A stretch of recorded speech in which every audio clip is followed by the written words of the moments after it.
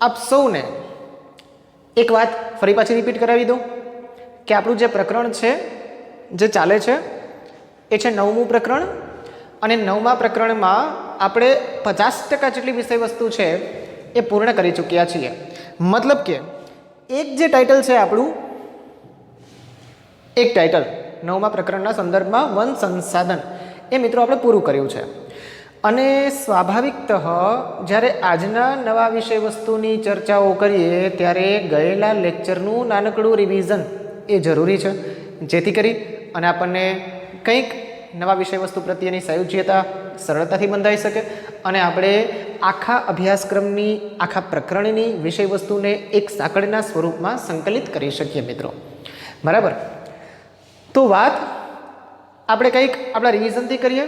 આજના બોર્ડની થીમમાં તમે રિકેપ જોતા હશો અને એ રિકેપની અંદર આપણે અત્યાર સુધી કેટલા પ્રશ્નોની ચર્ચા કરી ચૂક્યા છીએ એની માહિતી છે. સૌપ્રથમ આપણે 9મા પ્રકરણની અંદર શું શીખ્યા? તો પહેલા જ પ્રકારની પ્રસ્તાવનાના સ્વરૂપે આપેલી પ્રશ્ન બંધારણની એક વાક્ય રચના, જેને આપણે કંઈક આવું કહેતા હતા, વન અને વન્યજીવ સંસાધનની સંક્ષેપમાં માહિતી આપો. બહુ સરસ મજાના કન્ક્લુઝન સાથે લખેલું મિત્રો. માનવ સમાજનું અસ્તિત્વ, સાતત્ય અને વિકાસ એ સંસાધનોને આભારી છે. આદિકાળથી કુદરત પાસેથી વિભિન્ન ચીજો મેળવી અને આપણે આપણી જરૂરિયાતોની પૂર્તિ કરતા આવ્યા છીએ, જેમાં જંગલો અતિ મહત્વનું સંસાધન ગણાય છે. જંગલોનો સામાન્ય અર્થ વૃક્ષો, ઝાકરા અને ઘાસનો સમુચ્ચય. કુદરતી વનસ્પતિમાં એવી જ પ્રકારની વનસ્પતિનો સમાવેશ થાય છે કે જેનો ઉછેર માનવીની સહાયતા વિના કુદરતી અવસ્થામાં કુદરતી રીતે થયો હોય. તો આવા કંઈક મુદ્દાઓ છે એની ચર્ચાઓ આપણે કરી હતી. ભારતમાં આ પ્રકારની વનસ્પતિ હવે માત્ર હિમાલય, સુંદરવન અને થરના રણના દુર્ગમ વિસ્તારોમાં જ જોવા મળે છે. અને કુદરતી વનસ્પતિને આપણે અન્ય એક નામથી ઓળખતા, એ નામ એટલે અક્ષત વનસ્પતિ. તો મિત્રો આ જે મુદ્દો છે ને એ મુદ્દાની અંદર ઘણા બધા ઓબ્જેક્ટિવ ટાઈપ્સના ફોર્મેટ પણ રહેલા છે, જેથી કરીને તમે જ્યારે પાકું કરો ત્યારે વ્યવસ્થિત રીતે તમારા બધા મુદ્દાઓને યાદ રાખવાના છે મિત્રો. ત્યાર પછીનો એક સરસ મજાનો પ્રશ્ન, જેને આપણે કહીએ છીએ જંગલોનું વર્ગીકરણ. સામાન્ય પરિસ્થિતિની અંદર આપણને જંગલોનું જે વર્ગીકરણ છે એ જંગલોનું વર્ગીકરણ કેટલા પરિબળોને આધારે આપેલું છે? તો કે ભાઈ 3 પરિબળોને આધારે આપેલું છે. પરંતુ આ 3 પરિબળોમાં ફક્ત 2 પરિબળોની ગહન અધ્યયનશીલતા એ આપણને 10મા ધોરણના પ્રકરણ 9 સંદર્ભે આપેલી છે. બાકી ટોટલ મિત્રો 3 પ્રકારો છે. એમાંનો પહેલો પ્રકાર, જેને આપણે કહીએ છીએ આબોહવાને આધારે જંગલોના પ્રકારો.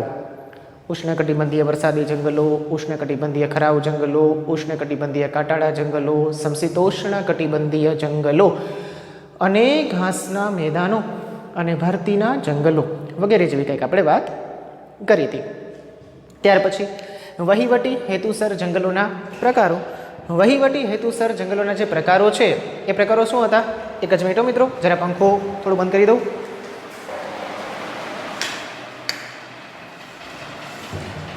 સોરી, એક સેકન્ડ માટે ગેપ પડેલો એટલા માટે. મિત્રો વાત કરતા હતા આપણે કંઈક વહીવટી હેતુસર જંગલોના પ્રકારોની. તો વહીવટી હેતુસર જંગલોના પ્રકાર શું હતા?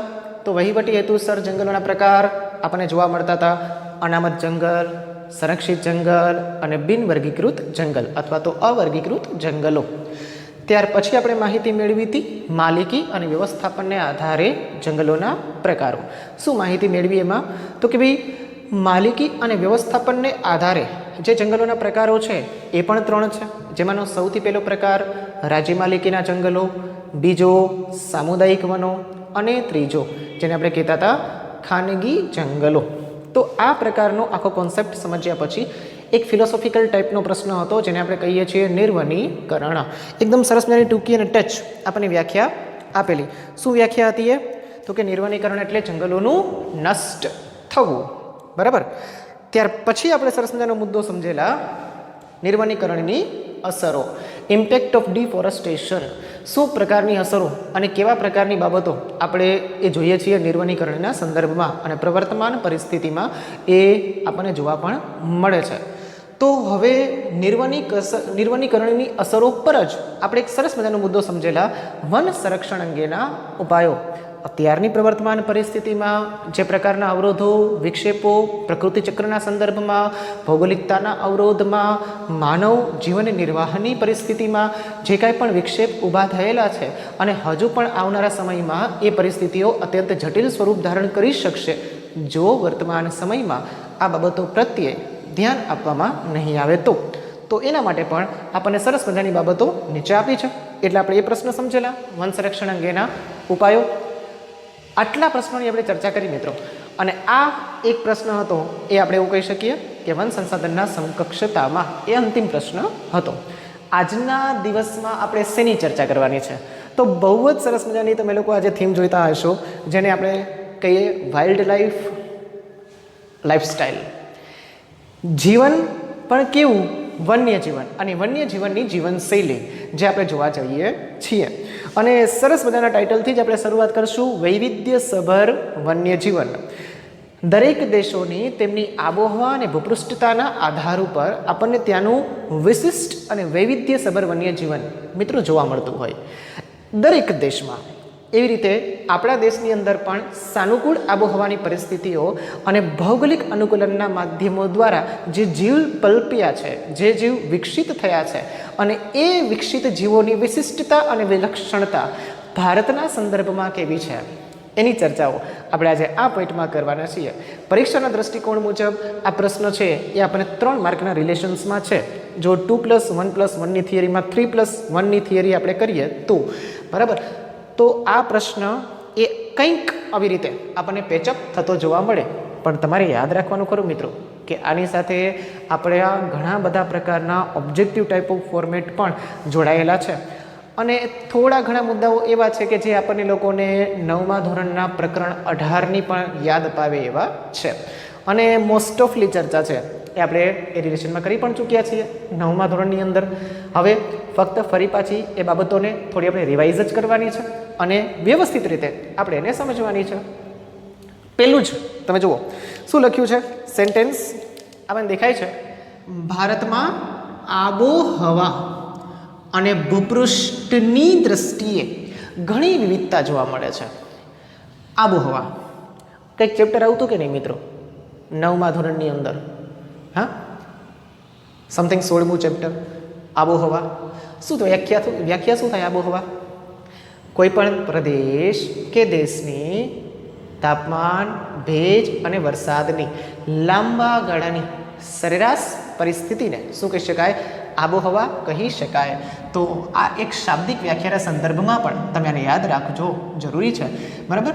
ભારતમાં આબોહવા અને સાથે કીધું છે ભૂપૃષ્ઠ.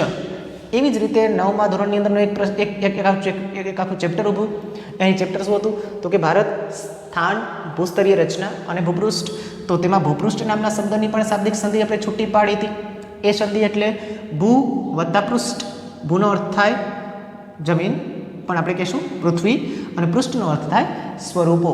તો પૃથ્વીના સંદર્ભમાં ઉપરની સપાટીમાં જે આપણને અલગ અલગ પ્રકારના ભૌગોલિક સ્વરૂપો જોવા મળે છે એને જ આપણે કહી શકશું ભૂપૃષ્ઠ. તટીય મેદાનોનો સમાવેશ થતો તો તેની અંદર ઉચ્ચ પ્રદેશો, પર્વતો, બરાબર ને, દ્વીપકલ્પ, ટાપુઓ વગેરે. તો ભૂપૃષ્ઠની દ્રષ્ટિએ આપણા દેશમાં ઘણી બધી વિવિધતાઓ છે. સ્વાભાવિક છે, ભૂગોળમાં વિવિધતા અને આબોહવામાં વિવિધતા એટલે પ્રત્યેક જીવોની સાનુકૂળ પરિસ્થિતિમાં જીવવાની કળામાં વિવિધતા. બરાબર, હવે આપણે એના જ ઉપર આધારિત ચર્ચા કરવાની છે.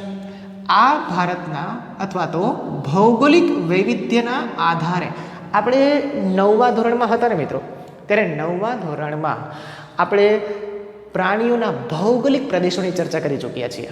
તમારી ફેસબુકમાં તમે લખેલું પણ હશે પ્રીવિયસ સ્ટાન્ડર્ડની અંદર. નવા જે વિદ્યાર્થીઓ છે એ વિદ્યાર્થીઓને કદાચ ખ્યાલ હશે કે કદાચ અન્ય કોઈ શાળાઓમાં ભણેલા હશો તમે લોકો, તો તમને ત્યાંથી પણ એ મુદ્દો એવી રીતે સમજાવવામાં આવેલો હશે. તો આ જે મુદ્દો છે, આ ભૌગોલિક વૈવિધ્યના કારણે આપણે યાદ રાખવાનું કે ભૌગોલિક વૈવિધ્ય છે એટલે ભૂગોળના વિવિધતાના કેટલા પ્રદેશો? તો આપણે એ ધ્યાનમાં રાખવાનું કે એ પ્રદેશો કેટલા? 9. હા, 9 પ્રદેશો. ભૌગોલિક વૈવિધ્યના કારણે શેના બાબતોમાં પણ કયા કયા જીવોમાં વિવિધતા જોવા મળે છે? તો પેલું કીધું છે જીવજંતુઓ. બીજો મુદ્દો વિવિધતાના આધાર ઉપર કીધું છે પશુ પક્ષીઓ. અને ત્રીજો મુદ્દો જેને આપણે કહીએ છીએ વનસ્પતિ. જુઓ આ આખા મુદ્દાની અંદર આપણા ચેપ્ટરનું આખું ટાઇટલ સમાવિષ્ટ છે. વનસ્પતિ, વન સંસાધન, જીવજંતુઓ, પશુ પક્ષીઓ એટલે વન્યજીવ સંસાધન. બરાબર મિત્રો? તો એક આખું ટાઇટલ આપણા આ વાક્ય રચનાની અંદર આવતું જોવા મળે છે. વિશ્વમાં પશુ પક્ષીઓની લગભગ 15 લાખ જેટલી પ્રજાતિઓ જોવા મળે છે. આંકડામાં પણ લખી શકાય, શબ્દમાં પણ લખી શકાય. મિત્રો, જ્યાં સુધી જીવ વૈજ્ઞાનિકોની વાત કરીએ ને તો જીવ વિજ્ઞાનીઓએ અત્યાર સુધી આટલા પ્રકારની પ્રજાતિઓ તો શોધેલી છે, પણ આ પૃથ્વી એ એક તમે એવું કહી શકશો કે પૂરેપૂરું રહસ્ય છે. હજુ પણ કેટલા બધા વન્યજીવો એવા છે અથવા તો કેટલા બધા જીવો એવા છે કે જેની ઉત્પત્તિ, જેનું અસ્તિત્વ છે કે નહીં એના પ્રમાણિક ઉદાહરણો અને પ્રમાણિક સાબિતીઓ છે આપણને હજુ સુધી મળી નથી. એટલે આના કરતાં પણ વધારે હોઈ શકે, પણ ડેફિનેટ પરિસ્થિતિમાં આટલા જીવો તો આપણને જોવા મળે છે. એટલે આપણને એક ફિક્સ આંકડો અત્યારે અહીંયા જોવા મળે છે, પણ આ જે ફિક્સ આંકડો છે એ એપ્રોક્સિમેટેડ ડિજિટ છે, અંદાજિત આંકડો છે. આના કરતાં પણ વધારે જીવો હોઈ શકે. આપણે એટલું યાદ રાખવાનું કે સમગ્ર વિશ્વમાં પશુ પક્ષીઓની લગભગ 15 લાખ જેટલી પ્રજાતિ મળે છે. આ વિશ્વના સંદર્ભમાં છે. તેમાંથી 81,251 જેટલી પ્રજાતિઓ ક્યાં જોવા મળે છે? તો કે ભારતમાં જોવા મળે છે. તો આપણી બોર્ડની થીમ વર્કની અંદર આપણે એવું લખી શકીએ કે કદાચ આ ભારતના સંદર્ભમાં હોય તો કેટલી? 81,251. અને કદાચ આ પૃથ્વીના સંદર્ભમાં હોય તો કેટલી? તો કે 15 લાખ. મિત્રો, જો પરીક્ષામાં ભૂલ નહીં કરતા, કદાચ સમકક્ષ પૃથ્વીના સમકક્ષમાં પૂછાય અથવા તો વિશ્વના સમકક્ષતામાં પૂછાય તો એ 15 લાખ જવાબ આવશે. ભારતના સંદર્ભમાં પૂછાય તો 81,251 જેટલી પ્રજાતિઓ આપણે એવું કહી શકશું ભારતમાં છે. હવે ભારતમાં જૈવ વૈવિધ્યની દ્રષ્ટિએ આ પશુ પક્ષીઓ, જીવજંતુઓની વાત કરીએ તો આપણું જૈવ વૈવિધ્ય, એની વિશિષ્ટતા અને એની વિલક્ષણતા શું છે આપણે એ જોઈએ. જો આ જૈવ વૈવિધ્યની દ્રષ્ટિએ ભારત વિશ્વમાં કેટલામા નંબર ઉપર છે? તો કે ભારત વિશ્વમાં આપણને જોવા મળે છે 12મા સ્થાન પર. થયો ને તમારો objective? Filling the blanks, true or false. જૈવ વૈવિધ્યની દ્રષ્ટિએ ભારતનું સ્થાન સમગ્ર વિશ્વમાં 11મા સ્થાન ઉપર છે. 11મા ક્રમે છે, 13મા ક્રમે છે, ખોટું. 12મા સ્થાને છે, સાચું. જૈવ વિવિધતાની દ્રષ્ટિએ જોઈએ તો ભારત વિશ્વમાં ખાલી જગ્યા ક્રમે જોવા મળે છે. તો જવાબમાં આવશે 12મા. એટલે આ વર્ડ આપણા માટે ખાસો એવો મહત્વપૂર્ણ છે. બરાબર? તો આને થોડું હાઇલાઇટેશન આપી દેજો જેથી કરીને તમને પરીક્ષાની અંદર વ્યવસ્થિત રીતે યાદ રહી શકે. હવે ભારતમાં કયા કયા ખંડોના પ્રાણીઓ આપણને જોવા મળે છે જોજો. તો એ મુદ્દો આપણે નીચે દર્શાવ્યો છે. જનરલી કોઈ પ્રકારનો ખંડ હોય એટલે એ ખંડની અંદર સમુચિત સંકલિત જે દેશો આવતા હોય અને પરસ્પરે જમીન સીમાઓથી કદાચ ઘેરાયેલા હોય તો એકબીજા પ્રકારના ખંડીય વિસ્તારોની અનુકૂલનતાવાળા જીવો જોવા મળે. આપણા ભારતની વાત કરીએ તો આપણા ભારતમાં 3 પ્રકારના ખંડોના એક સાથે વન્યજીવો જોવા મળે છે. એમાંનું સૌથી પહેલો તો કે આપણું જે સ્થાન છે, જે ખંડમાં સ્થાન છે એ ખંડ એટલે એશિયા. બીજો તો કે એની સાથે જોડાયેલો યુરોપ. અને ત્રીજું જે છે આફ્રિકા. તો આ ત્રણેયના વન્યજીવો સાથે જોવા મળે છે. પણ આ ત્રણેયના અસ્તિત્વની અલગ ઓળખ છતી કરતા હોય એવા વિશિષ્ટ પ્રાણીઓ છે ભારતની અંદર? તો કે છે. હા, વિશિષ્ટ પ્રાણીઓ આ ત્રણેયની ઓળખની સાથે જોડાયેલા હોય એવા વિશિષ્ટ પ્રાણીઓની વાત થાય છે મિત્રો.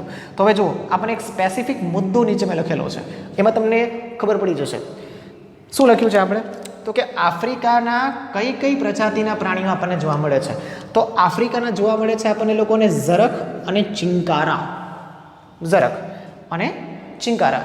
દેશી ભાષા તો ના કહેવાય, આમ તો અંગ્રેજી ભાષા કહેવાય. અંગ્રેજી ભાષામાં જેને આપણે હાઇનાસ કહીએ છીએ. તમે લોકો કદાચ ડિસ્કવરી ચેનલ જોઈ હોય, મોટાભાગના લોકો જોતા હશો, તો ડિસ્કવરી ચેનલની અંદર આપણને એક વરુ પ્રજાતિનું પ્રાણી આપણને દેખાય છે, જેનું મોઢું થોડું કાળું અને આખા શરીર પર થોડા ચિતલ ટાઈપના ટપકાઓ હોય છે.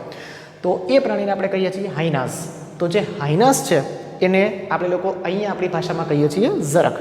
ચિંકારા એટલે એક હરણની પ્રજાતિની એક વિશિષ્ટ જાત કહી શકાય. તો આ બંને ઓરિજિનલી ક્યાંના છે? તો બંને ઓરિજિનલી મિત્રો મૂળ આફ્રિકાના છે. આપણા બંને પ્રાણીઓ નથી, એટલે પરીક્ષામાં ધ્યાનમાં રાખજો લખતા સમયે આ એની વિશિષ્ટ ઓળખ છતી કરે છે. કોની ઓળખ છતી કરે છે? તો કે આફ્રિકા દેશની ઓળખ છતી કરે છે. એટલા માટે સાથે કીધું છે યુરોપીય વરુ. જો હવે યુરોપની વાત આવી તો યુરોપની અંદરના 3 પ્રાણીઓ, એક વરુ, બીજું જંગલી બકરીઓ અને ત્રીજું આપણને જે જોવા મળે છે કાશ્મીરની અંદરનું કાશ્મીરી મૃગ. બરાબર. અને જેની જ એક પ્રજાતિ કાશ્મીરી મૃગની જે બારાસિંગા તરીકે પણ ઓળખાય છે. તો આ જે બધી બાબતો છે એ યુરોપ ખંડની સાથે જોડાયેલી છે. આ 3 વિશિષ્ટ પ્રાણીઓ ધ્યાન આવ્યું છે? જો આફ્રિકાના ઝરખ અને ચિંકારા, યુરોપના વરુ એટલે કે યુરોપીય વરુ, જંગલી બકરીઓ અને કાશ્મીરી મૃગ. જ્યારે એશિયાની વાત કરીએ તો ખાસ કરીને જો રિલેશનમાં શું લખ્યું છે આપણે? દક્ષિણ પૂર્વ એશિયા. આવો કંઈક શબ્દ પ્રયોગ તમે ભણી ચૂક્યા છો ભૂગોળની જ અંદર. તમે જ્યારે 9મા ધોરણમાં હતા ત્યારે 9મા ધોરણમાં તમે જ્યારે 13મું પ્રકરણ શીખતા અને એ 13મું પ્રકરણ જેનું ટાઇટલ તમે જાણો છો ભારત સ્થાન અને ભૂસ્તરીય રચના અને ભૂપૃષ્ઠ. તો આ જે ટાઇટલ છે એ ટાઇટલની અંદર આપણે એક મહત્વપૂર્ણ મુદ્દો ભણી ચૂક્યા છીએ કે ભારતનું પૂર્વ ગોળાર્ધમાં મોકાનું સ્થાન ધરાવે છે. ભારત પૂર્વ ગોળાર્ધમાં મોકાનું સ્થાન ધરાવે છે. એમાં આપણે કંઈક વાત કરી હતી કે ભાઈ પૂર્વ આફ્રિકા, દક્ષિણ એશિયા, પશ્ચિમ એશિયા, દક્ષિણ પૂર્વ એશિયાના દેશોની સાથે આપણો વ્યાપાર ઘનિષ્ઠ રીતે જોડાયેલો છે. હવે એ તો વ્યાપારની વાત હતી, પણ અહીંયા આપણે શેની વાત કરીએ છીએ? અહીંયા ભૌગોલિકતાની વાત કરીએ છીએ, સાથે સાથે પ્રાણીઓના અસ્તિત્વની વાત કરીએ છીએ. અને એ દક્ષિણ પૂર્વ એશિયાના મુખ્યત્વે આપણને જોવા મળે છે હાથી. મિત્રો આફ્રિકાની અંદર પણ હાથી છે અને એશિયાટિક હાથી પણ કહી શકાય, પણ થોડો માઇનર ફેર છે. કદાવર હાથીઓની વાત કરવી હોય તો કદાવર હાથીઓની વાત આપણે ક્યાં કરી શકીએ? તો કે આફ્રિકાની કરી શકીએ. એમના સમકક્ષતામાં આપણા જે હાથીઓ છે થોડા નીચા છે, બરાબર ને? અને વજનમાં એમના કરતાં પણ ઓછા છે. એમનું પણ એક મુખ્ય કારણ છે કે આફ્રિકાની અંદરની જે ભોજન શૃંખલા છે એ ભોજન શૃંખલા બહુ મોટી છે અને આપણા વિસ્તારના સમકક્ષતામાં એ થોડી બહુ ઓછી કહી શકાય. બીજું કીધું છે ગિબન. ગિબન ગિબનમાં મેં કાઉન્સમાં તમને લખ્યું છે વાંદરાની એક જાત. વાંદરો, હા વાંદરો, તમે આમ સમજી તો ગયા છો, બરાબર છે? વાંદરાની એક જાત. મુખ્યત્વે આપણે એવું પણ કહીએ છીએ મિત્રો કે ભારત એક એવો દેશ છે કે જેની અંદર 52 પ્રકારની પ્રજાતિઓના વાંદરાઓ જોવા મળે છે. એપ્રોક્સિમેટ અંદાજિત 52 પ્રકારની પ્રજાતિઓ. એમાંના લોકલ જે 3 આપણને જોવા મળતા હોય એમાં એવું કહી શકાય લંગૂર, ગિબન અને હુલોક. માકડા નામની પ્રજાતિની આપણે દેશી વાનરો કહીએ. આ લંગૂર, ગિબન અને હુલોકમાંની એક પ્રજાતિ એટલે ગિબન. થોડો ગુસ્સેલ વાંદરો હોય અને એ પ્રકારની પ્રજાતિ પણ આપણને અહીંયા જોવા મળે છે. એટલે આ ગિબન ઓરિજિનલી ક્યાંના સાથે સંકળાયેલું છે? દક્ષિણ પૂર્વ એશિયાના દેશ સાથે સંકળાયેલું છે. તો આ ત્રણેયના જો વિશિષ્ટ પ્રાણીઓ આપણને એક જ મુદ્દામાં આપેલા છે, એટલે તમે આ આખો મુદ્દો છે ને એ પોસ્ટમોર્ટમ કરી શકો, એને જુદો કરી શકો. આફ્રિકાના ઝરખ અને ચિંકારા, યુરોપીય વરુ, જંગલી બકરીઓ અને કાશ્મીરી મૃગ, અને દક્ષિણ પૂર્વ એશિયાના હાથી અને ગિબન. વાંદરાની એક જાત, આ લખવાની જરૂરિયાત નથી, એ ઓળખાઈ જશે, ગિબન વગેરે જોવા મળે છે. હવે તો કે આ તો ભાઈ આ ત્રણેય ખંડોના જે વિશિષ્ટ જીવો છે એની વાત થઈ છે. ભારતમાં જ જન્મેલા મૂળ પ્રાણીઓ અને ભારતથી કદાચ માઇગ્રેટ થઈને બહાર નીકળ્યા હોય એવા પ્રકારના જૈવ વૈવિધ્યની વાત આપણે કરવી હોય, કાળા રંગના રીંછ સફેદ રંગના પણ હોય છે, પણ જે એન્ટાર્કટિક ખંડની અંદર આપણને જોવા મળે છે. આપણા દેશમાં તો ઉષ્ણકટિબંધીય વિસ્તારો છે એટલે ગરમ આબોહવાનો દેશ આપણે કહી શકીએ. એટલે સામાન્યતઃ આપણું જે પહેલો જ રંગ છે કેવો છે? તો કે કાળા રંગના રીંછ. સારી ગર્વ લેવા જેવી બાબત હોય તો એવું કહી શકીએ એક સિંગી ભારતીય ગેંડા. તો એની વસ્તી પણ મિત્રો અત્યારના પ્રમાણમાં બહુ સારી છે. એના શિકાર પર લોક લગાવ્યા પછી આપણે એની પણ ચર્ચા કરીશું. સાથે સાથે અત્યારે તો જે જૈવ વૈવિધ્ય બેઝિક પ્રાથમિક રીતે ભારત સાથે જોડાયેલું છે એની જ વાત આપણે કરી રહ્યા છીએ. સાથે કીધું છે હરણ અને વિવિધ પ્રકારના સાપ. તો આ સરીસૃપની વાત આવી ગઈ, બરાબર છે? આ સરીસૃપનો મુદ્દો તમે 9મા ધોરણમાં કંઈક જુદો પણ પાડેલો હશે, પણ અહીંયા વિવિધ પ્રકારના સાપનો મુદ્દો એ ઇન્ક્લુડ બેઝ છે, એ સાથે જોડાયેલો છે, બરાબર? આ ઉપરનો જે તમે આખો મુદ્દો જુઓ છો ને એ ઉપરના મુદ્દામાં આપણને ફક્ત શું દેખાય છે? તો કે ઉપરના મુદ્દામાં આપણને ફક્ત દેખાય છે પ્રાણીઓ. પણ નીચેના મુદ્દામાં જુઓ, મુદ્દો સાથે છે પણ તરત જ વાત આવે છે પક્ષીઓની. તો મુખ્ય પક્ષીઓની અંદર જે એટ્રેક્શનનું માધ્યમ છે, આકર્ષણનું કેન્દ્રબિંદુ છે, એવા પ્રકારના પક્ષીઓની વાત કરીએ તો સૌથી પહેલું જ આપણું રાષ્ટ્રીય પક્ષી છે, આપણે જાણીએ છીએ મોર, બરાબર. સાથે કીધું છે સરસ મજાનું ઘોરાડ, જેને આપણે સૌથી વધુ વજનદાર પક્ષી પણ કહીએ છીએ. સાથે કીધું છે મિત્રો બાજ. બાજ ઘણી વખત આપણે સંભળી અને બાજને એક સરખું કહેતા હોઈએ, પણ બાજ થોડું જુદું વિશિષ્ટ પ્રકારની પ્રજાતિનું પક્ષી છે મિત્રો. અત્યંત તીક્ષ્ણ નજરવાળું, શાર્પનેસ દ્રષ્ટિ જેની હોય અને શિકારની બાબતમાં જેની રેશિયો એ 99 પરફેક્શન સાથે જોડાયેલો હોય એવા પ્રકારનું પક્ષી, એટલે આપણે એને કહીએ છીએ બાજ. સાથે કહી શકીએ કલકલિયો. આ બધા પક્ષીઓ તમે લોકો યુટ્યુબમાં અથવા તો નેટ ઉપર તમે સર્ચ કરી શકશો, જેથી કરીને તમે એનું ચિત્ર ઓરિજિનલી કેવો છે એનો તમે ખ્યાલ મેળવી શકો. મોર, ઘોરાડ, બાજ આ બધા ચિત્રો તો તમે મોટા ભાગે જોયા હોય અને આ પક્ષીઓ તો તમે લાઈવ જોયા હોય, એટલે આને કાંઈ ચિત્ર શોધવાની જરૂર નથી. એ પોતાની સાહેબ મોર કેવો હોય ખબર જ હોય મોર કેવો છે, બરાબર. કલકલિયો, સુરખાબ આ પણ આપણું વિશિષ્ટ પ્રાણી, અને સારસ. આ બધા જ પક્ષીઓ આપણને જોવા મળે છે.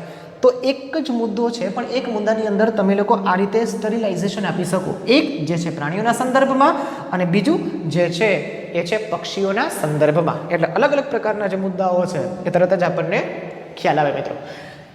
હવે તો કે વાત આવે છે હિમાલયમાં વિશિષ્ટ પ્રાણીઓની.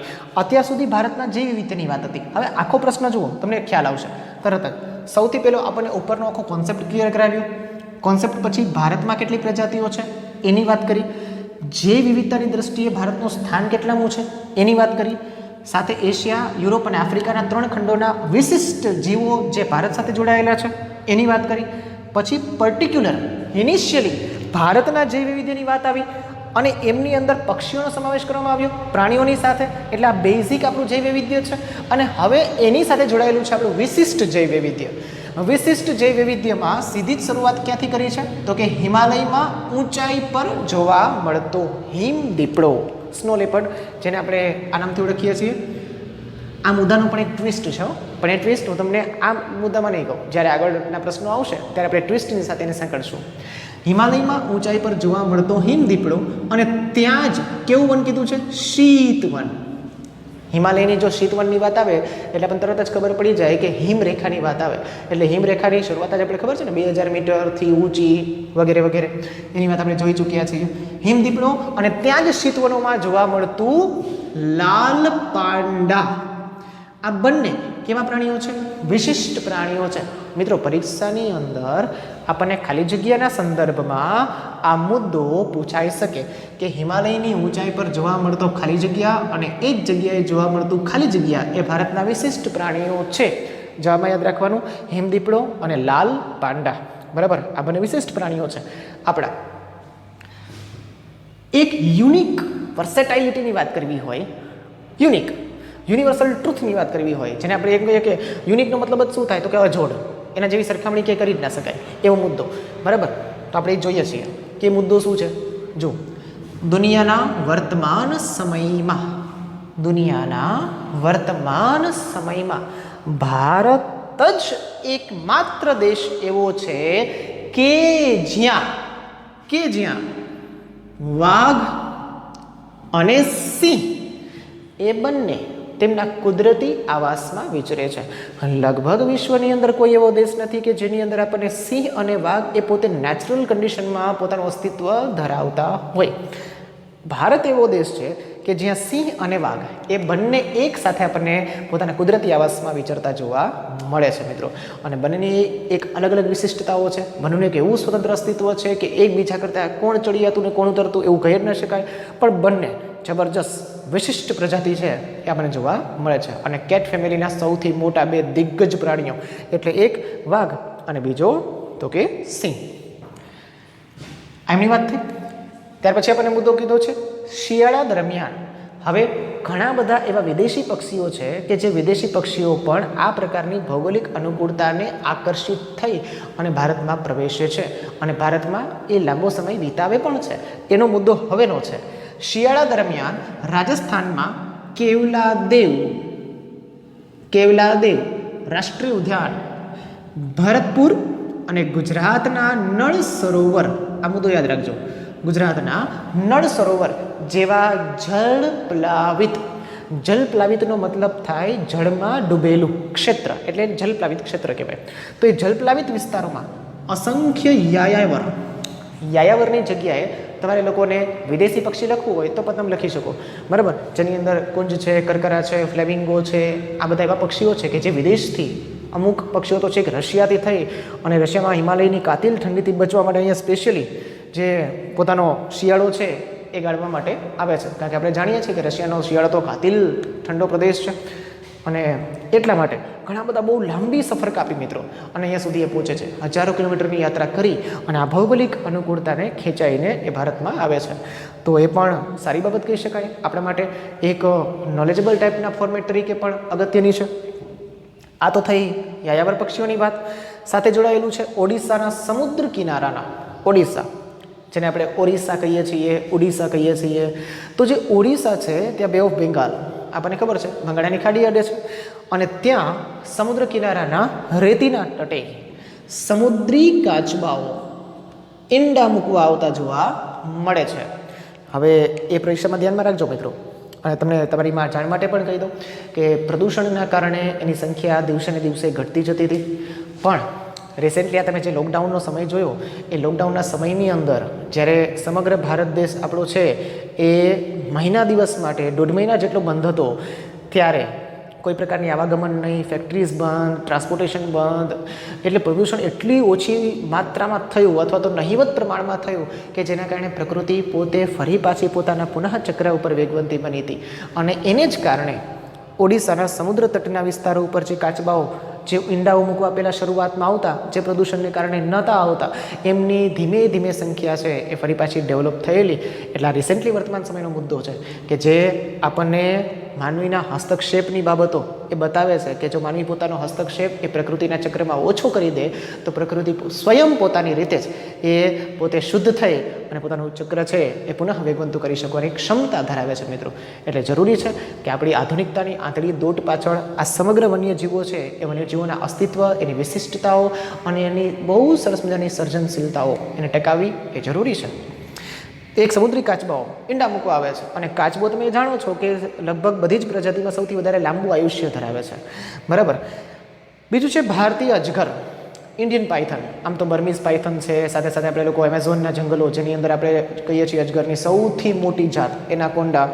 તો આવી જ પ્રકારે આપણે અહીંયા જોઈ શકશું કે આપણા ઇન્ડિયન પાયથન કે જેની ઓરિજિનલી થોડી જે ચામડી છે એ યલો સ્કિન ડિઝીઝ ઉપર હોય છે, યલો સ્કિન રેફર ઉપર હોય છે અને સાથે એનું જે બેઝ કલર હોય છે એ થોડો સ્કિન કલરને મળતો આવે છે. તો એ પ્રકારનું ઇન્ડિયન પાયથન તમે જોઈ શકશો. સાથે વિવિધ પ્રકારના સાપ, લગભગ 1250થી વધારે પ્રજાતિઓ છે આપણા દેશની અંદર સર્પની, અને જેમાંના મુખ્યત્વે 3 પ્રકારના સર્પો, બ્લેક મામ્બા કહી શકાય ખાસ કરીને, બીજો કહી શકાય રેટલ સ્નેક, અને ત્રીજો કહી શકાય કિંગ કોબ્રા, જેને આપણે લોકો દક્ષિણીના ગીચ વરસાવનોમાં નામ આપીએ છીએ રાજનાગ, કે જે બહુ જ વિશાળ અને લંબાઈમાં ખાસો એવો મોટો પણ હોય છે. તકરીબન લગભગ એ 20 ફૂટની લંબાઈ છે એ ધરાવે છે. જબરજસ્ત મોટો સાપ છે કહી શકીએ મિત્રો. તો આ પ્રકારના દુર્લભ જીવો છે એ દુર્લભ જીવો આપણને જોવા મળે છે. અને ઘણી વખત આપણે આ બધા પ્રકારના જે વન્યજીવો છે મિત્રો, એ વન્યજીવો માટે આપણે ઘણી મનમાં શંકા અને કુશંકાઓ રાખતા હોઈએ છીએ કે એ મનુષ્ય માટે એ પીડાદાયક છે, મનુષ્ય માટે ખતરનાક છે. ઓબ્વિયસલી છે, પણ ક્યારે? તમે જ્યારે એને છંછેડો ત્યારે, નહીંતર ત્યાં સુધી એ પોતાની આવાસમાં જ પોતાને સૌથી પહેલાં બચાવવાના જ પ્રયત્નો એ કરતો હોય છે અથવા તો કરતા હોય છે. આ સમગ્ર જે મુદ્દો છે એ તમે લોકો આ રીતે પેચઅપ કરી શકશો.